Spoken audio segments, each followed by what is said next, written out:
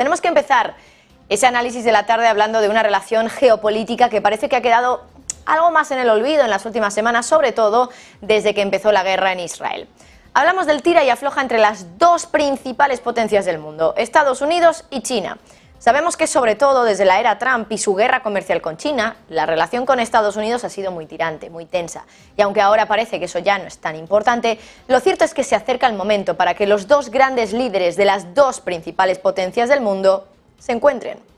O al menos eso es lo que se esperaba hasta ahora. Pero ahora que se va acercando ese momento, vuelve a estar toda la atención mediática puesta en un posible encuentro entre Xi Jinping y Joe Biden. Y es que este mes de noviembre en San Francisco se celebra una reunión, la del Foro de Cooperación Económica de Asia-Pacífico. El encuentro se va a producir entre el 15 y el 17 de noviembre. Y era ahí donde se especulaba que podría tener lugar el esperado encuentro, el esperado cara a cara entre ambos líderes de las dos primeras potencias del mundo. Bueno, pues hoy China se ha pronunciado al respecto, porque de momento había bastante duda sobre si realmente se iba a producir esa reunión. Bueno, pues China ha hablado y ha dicho que está dispuesta en principio a trabajar porque Xi Jinping se reúna con Biden en el marco de ese encuentro en San Francisco, en Estados Unidos, territorio estadounidense, que bueno, hasta el final simbólico, ¿no? La última vez que se reunieron fue en Bali, no era territorio ni de China ni de Estados Unidos, en este caso sí que sería territorio de una de las partes. Es una reunión además que se produciría en un momento de tensión máxima entre ambos países, y es que ya saben que en los últimos meses China y Estados Unidos se han enfrentado en muchas ocasiones por controles de exportación, por Taiwán y sobre todo por ese globo espía, presuntamente chino, que sobrevoló por el territorio estadounidense a principios de este año antes de ser derribado. Pero hay muchas más nubes en torno al posible encuentro entre Biden y Xi Jinping. Sin ir más lejos, el momento en el que Biden llamó dictador a Xi Jinping, al presidente chino.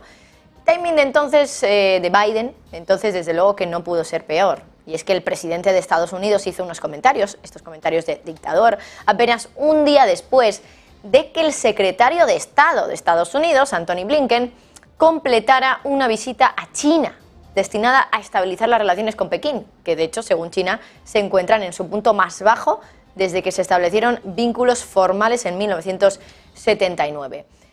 Bueno, entonces China respondió de forma muy contundente, tildó esas declaraciones de absurdas y de provocadoras. Pero si nos remontamos al pasado, la última vez Biden y Xi Jinping se reunieron, fue hace bastante tiempo ya, hace casi un año, en la cumbre del G20 en Bali.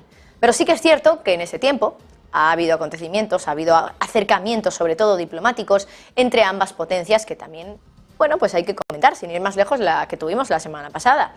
El ministro de Exteriores Wang Yi viajaba a Washington para reunirse con Jake Sullivan, con Antony Blinken también, y ya saben que es el secretario de Estado, pero también incluso con Biden. Se reunió el ministro de Exteriores chino con Joe Biden. Acercamiento significativo entre Estados Unidos y China que quizá estaba preparando un poco el terreno para ese encuentro entre Biden y Xi Jinping, el presidente chino, el jefe máximo del gobierno de China.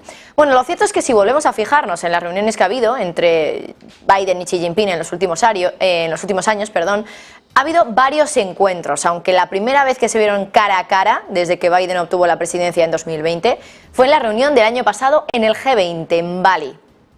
Una reunión por la que había mucha expectación, por la que se esperaba que ese encuentro ayudara a estabilizar la relación entre ambos países, pero que, a la vista está, finalmente pues no ha ayudado en mucho, más bien en nada realmente, porque desde entonces la tensión con respecto a Taiwán está creciendo.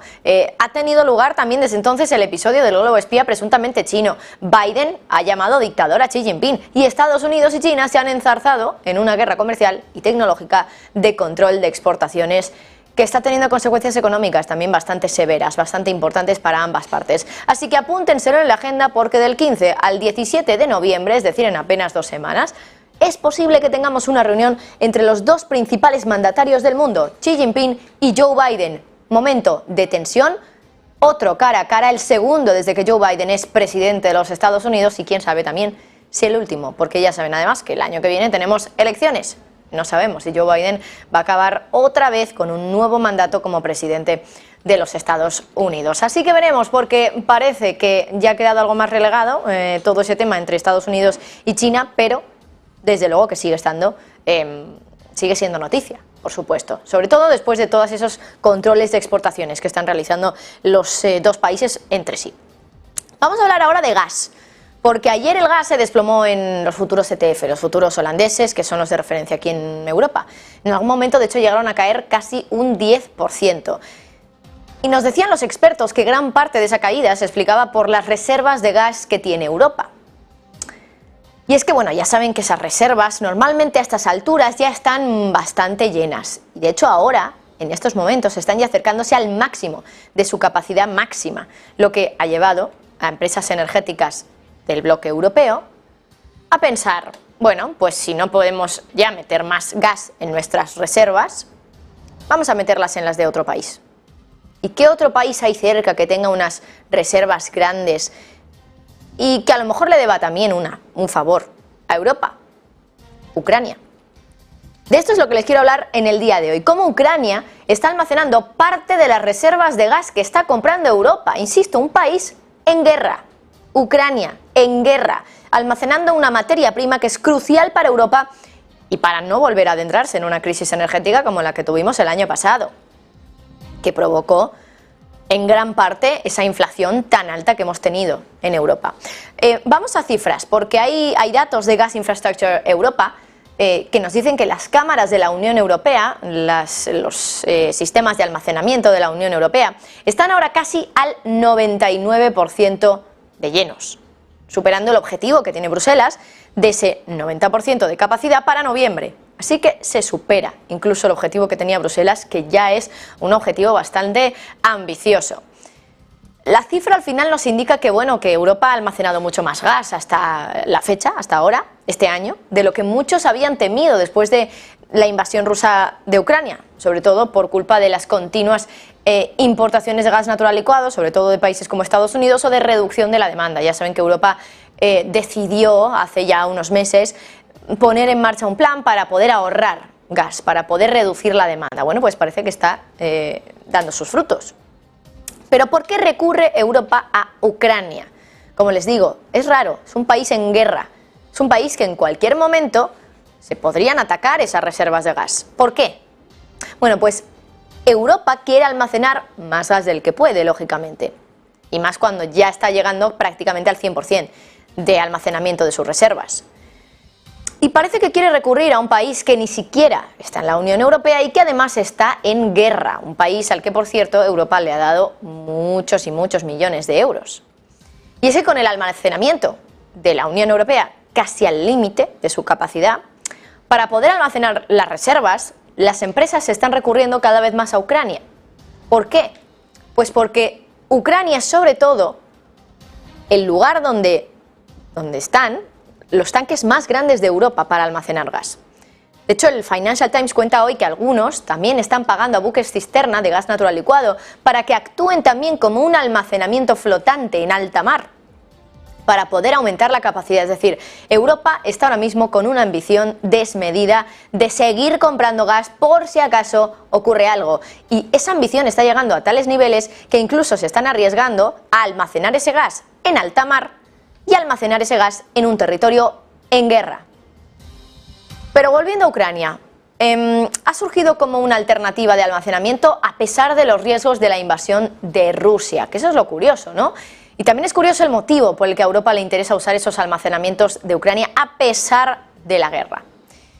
Y es que Ucrania, en este sentido, ha sido inteligente y ha ofrecido incentivos a Europa, incentivos como tarifas de almacenamiento muy baratas o exenciones de derechos de aduana durante 3 años, que permitiría a Europa reimportar fácilmente ese gas.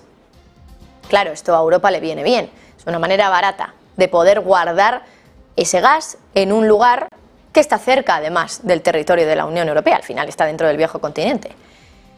Los tanques del país, si ya nos adentramos un poco más en las especificidades, las particularidades de esos tanques, los tanques ucranianos, donde se guarda el gas, están en gran parte situados a gran profundidad y en la parte oeste del país, es decir, la parte que está más lejos de las líneas del frente, porque la parte que está más cerca de esas líneas es la parte este, la parte más cercana a Rusia, la parte oeste está un poquito más alejada. Y aquí bajo tierra es donde están guardados esos tanques. Tanques que actualmente contienen más de 2.000 millones de metros cúbicos de gas que pertenecen a entidades de la Unión Europea. Estos son datos de Naftogaz, de la empresa estatal de energía de Ucrania. De hecho, esa empresa ha ofrecido más de 10.000 millones de metros cúbicos, que es un tercio de la capacidad nacional que tiene Ucrania, a clientes de fuera, a clientes extranjeros. Y el director ejecutivo de la empresa, Oleksiy Chernyshov, ha dicho que las empresas europeas estaban asumiendo un riesgo puramente comercial realmente al colocar su gas en el almacenamiento ucraniano, que a pesar de estar lejos, ya lo saben, de los combates, aún así puede ser blanco de ataques rusos. Pero desde Naftogaz, el consejero delegado, en este caso presidente, lo que ha dicho es que el riesgo que asumen es simplemente un riesgo comercial, como podrían asumir con cualquier otra compañía. Bueno, Naftogaz, por cierto, también ha llegado a decir que 128 de sus instalaciones en todo el país ya habían sido dañadas por ataques rusos entre enero y octubre de este año. 128 instalaciones, aunque es verdad que hay personas en la industria, consultadas en este caso por Financial Times, que dicen que ningún almacenamiento de los que están bajo tierra, en el caso de Naftogaz, ha sido afectado, que como digo son los que estaría utilizando ahora Europa. Además también se sabe que la Unión Europea y Ucrania están discutiendo la posibilidad de asegurar las instalaciones de almacenamiento contra daños causados posiblemente por la guerra. Claro, eso es más dinero también para esas aseguradoras, que la gran duda es ¿de dónde son? ¿Son aseguradoras ucranianas? ¿Son aseguradoras europeas? Porque Ucrania ya está recibiendo dinero, por supuesto, por ese almacenamiento que, insistimos, le ha ofrecido a Europa un tercio de todo el almacenamiento nacional que tiene Naftogaz, que es la empresa estatal de energía de Ucrania. Y el jefe de la empresa ha confirmado también por el momento que el dinero que han invertido las empresas europeas en almacenar ese gas en Ucrania es ya de 1.000 millones de euros, que se dice pronto, que parece que no estamos hablando de una cantidad excesiva. Al final, en inglés, en los anglosajones dirían 1 billion. Bueno, es dinero, sí, pero no es tanto, ¿no? Cuando aquí estamos acostumbrados a hablar de incluso billones de euros. Bueno, aquí hablamos de billones cuando hablamos de la deuda que emite Estados Unidos, por ejemplo, o del PIB de un país, aunque no se suelen hacer transacciones de esas cantidades. Pero 1.000 millones de euros sigue siendo, desde luego, una cantidad muy importante que Ucrania estaría ingresando a través de su empresa Naftogaz, empresa estatal, para que Europa guarde todo ese gas que no puede guardar en sus reservas porque ya no le cabe más, para que Europa ahora lo guarde en Ucrania, país en guerra, país que está cerca de Europa, país que además tiene unos tanques muy grandes, tanques bajo tierra en la parte oeste del país, la que está más alejada de todo el campo de batalla, que está más bien al este del país y que ahora estaría, bueno, pues provocando que Ucrania ahora mismo está ganando, obteniendo un buen negocio en este sentido, por el miedo que hay en Europa de que haya una crisis energética como la que tuvimos hace ya más de un año. Con esto hacemos una pausa y enseguida estamos de vuelta analizando el mercado, analizando cómo se está moviendo hoy Wall Street. Ya saben que ya ha abierto, hemos conocido muchos datos importantes, hemos conocido datos de vacantes de empleo, datos de ADP, datos